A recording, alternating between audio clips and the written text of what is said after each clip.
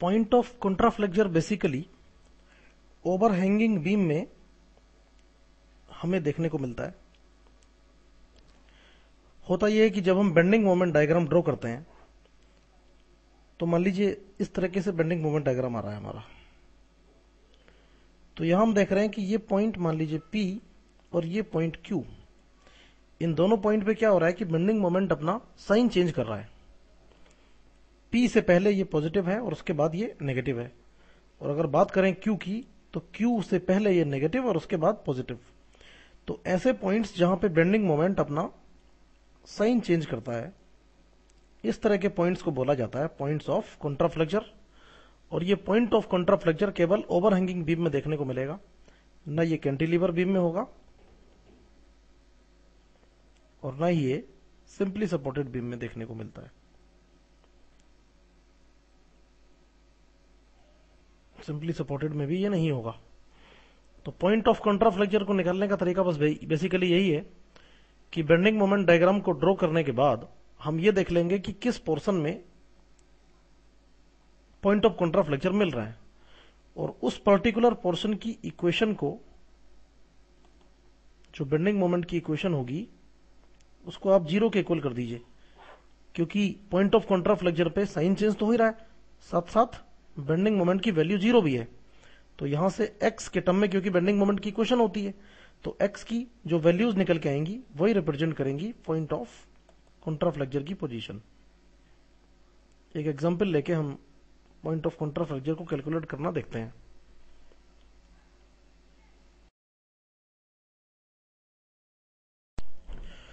Point of contraflexure की problem को समझने के लिए हम एक एग्जांपल लेके चल रहे हैं। जैसा कि हम देख रहे हैं, ABCD एक ओवरहैंगिंग बीम है जिसके एंड B पे एक सपोर्ट लगा हुआ है, और यहां पे सपोज रिएक्शन लग रही है RB, और एंड C पे भी एक सपोर्ट लगा है, यहां पे रिएक्शन लग रही है RB। तो ये एक ओवरहैंगिंग बीम है, और पॉइंट A पे एक पॉइंट लोड लग रहा है 4 न्यूटन, पॉइंट D पे पॉइंट लोड लग रहा है 16 न्यूटन।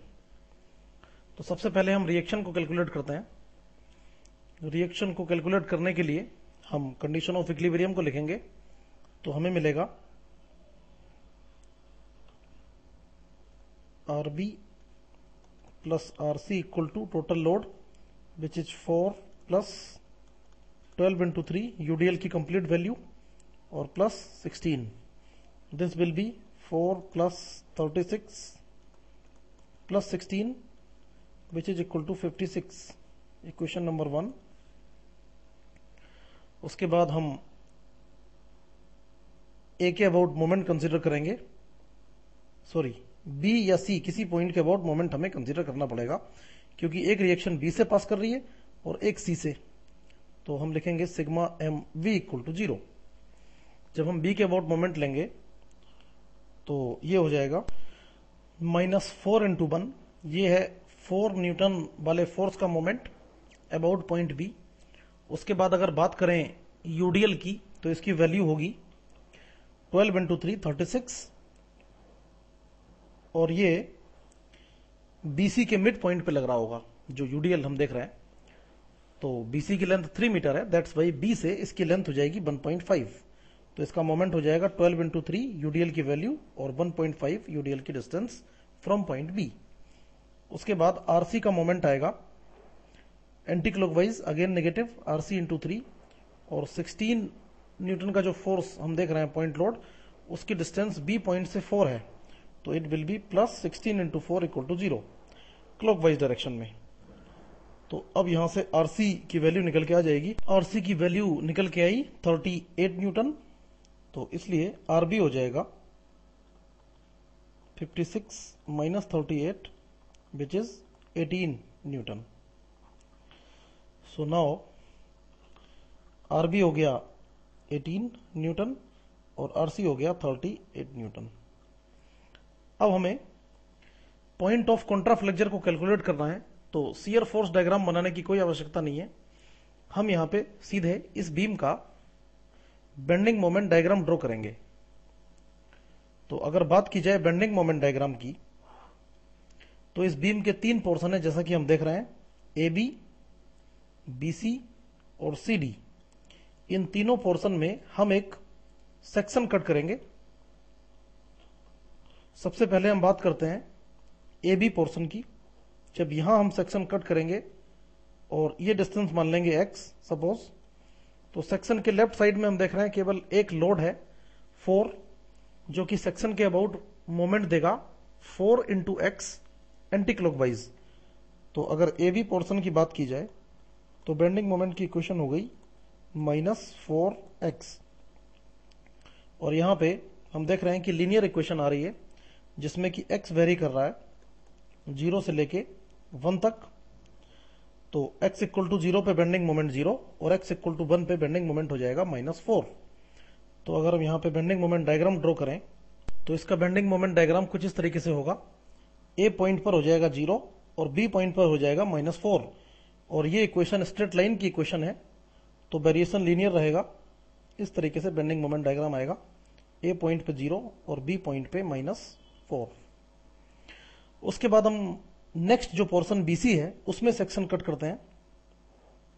सेक्शन की डिस्टेंस फिर से स्टार्टिंग पॉइंट से मान लेते हैं x, और अगर बात करें BC पोर्शन की तो हम देखेंगे कि सेक्शन के लेफ्ट साइड में इस बार एक ये पॉइंट लोड 4 न्यूटन, एक ये रिएक्शन भी लेफ्ट साइड में आ गई इस बार, और सिर्फ इतना यूडीएल सेक्शन के लेफ्ट साइड में है।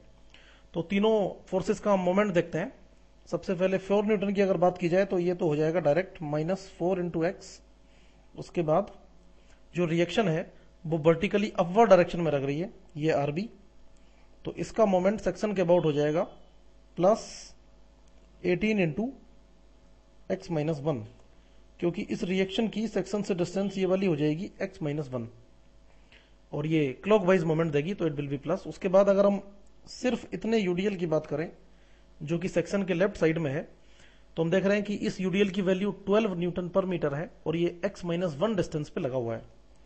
तो अगर हम बात करें इसकी वैल्यू की तो ये हो जाएगा 12 इंटू x -1, और कोई भी यूडीएल अपनी डिस्टेंस के मिड पॉइंट पे जस्ट काम करता है, तो इतने यूडीएल की सेक्शन से डिस्टेंस हो जाएगी x -1/2। ये जो यूडीएल है कि जस्ट मिड पॉइंट पे काम करेगा, तो this distance will be x -1/2। तो जो इक्वेशन हमें देखने को मिली वो हो जाएगी -4x + 18 इंटू x -1 और -6x -1 square. Now BC portion की जो इक्वेशन है उसमें x की लिमिट रहेगी 1 से लेके 4। क्योंकि हम बात कर रहे हैं BC पोर्शन की, तो जब सेक्शन हमारा B पॉइंट पर रहेगा x हो जाएगा 1, और जब सेक्शन C पे जाएगा x हो जाएगा 4। अगर हम इस इक्वेशन में x इक्वल टू 1 पुट करें तो बेंडिंग मोमेंट आएगा -4,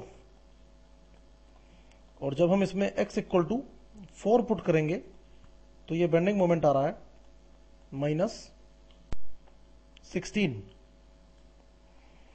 और ये इक्वेशन जो हम देख रहे हैं, जो BC पोर्शन की इक्वेशन है, ये पैराबोलिक इक्वेशन है क्योंकि इसमें x² का टर्म आ रहा है।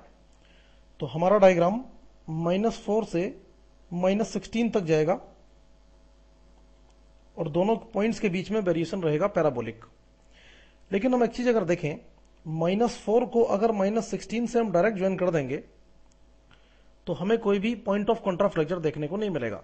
बट बिकॉज चूंकि ये एक ओवरहैंगिंग बीम है, तो हम चेक करके देख लेते हैं कि BC पोर्शन की जो इक्वेशन हमें दिख रही है ये वाली, इसमें x इक्वल टू 1 और 4 पे तो वैल्यू हम चेक कर चुके हैं। x इक्वल टू 1 और 4 के बीच में कोई पॉइंट हम चूज करते हैं, सपोज x इक्वल टू 2, और इस पे देखते हैं बेंडिंग मोमेंट की वैल्यू क्या आ रही है। अगर ये नेगेटिव आई तो इसका मतलब ये हुआ कि पूरे BC पोर्शन में बेंडिंग मोमेंट नेगेटिव है। लेकिन अगर ये पॉजिटिव वैल्यू देगा तो इसका मतलब ये हुआ कि बेंडिंग मोमेंट पहले रेफरेंस लाइन के ऊपर जाएगा और उसके बाद उसको कट करता हुआ नीचे -16 तक आएगा। x इक्वल टू 2 पे बेंडिंग मोमेंट की वैल्यू आ रही है +2। तो इसका मतलब ये हुआ कि जो बेंडिंग मोमेंट डायग्राम है वो B और C के बीच में कुछ पोर्शन के लिए पॉजिटिव हो रहा है, और उसके बाद -16 को अचीव कर रहा है। तो ये डायग्राम कुछ इस तरीके से होगा। सबसे पहले ये पैराबोलिक वेरिएशन ऊपर जाएगा, उसके बाद रेफरेंस लाइन को कट करता हुआ इस तरीके से -16 वाले वैल्यू को अचीव करेगा। तो ये होगा बीसी पोर्शन के लिए बेंडिंग मोमेंट डायग्राम। उसके बाद अगर हम बात करें, नाउ सपोज यहां देखते हैं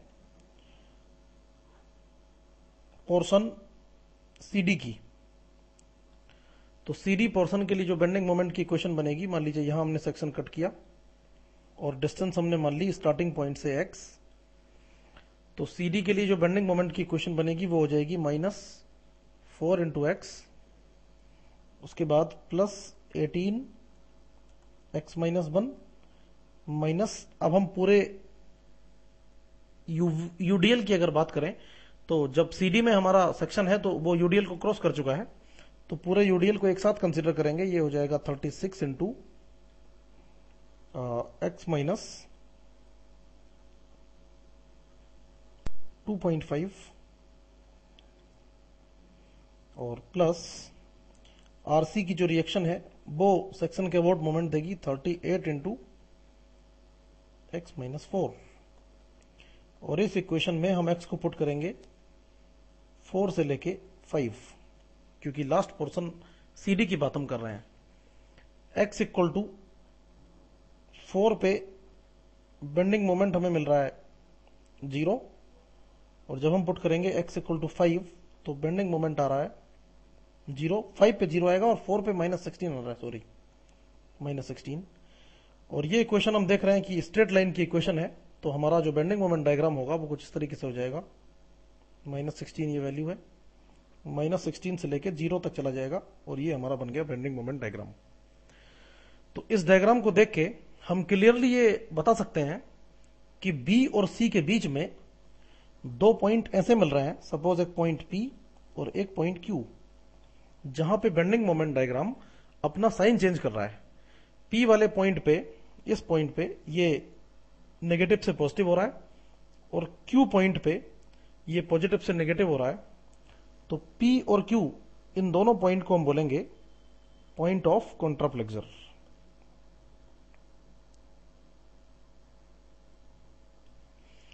पी और क्यू की पोजीशन निकालने के लिए हम क्या करें, हम ये देख रहे हैं डायग्राम से कि पी और क्यू पे बेंडिंग मोमेंट डायग्राम की वैल्यू 0 भी है और साथ साथ अपना साइन भी चेंज कर रहा है।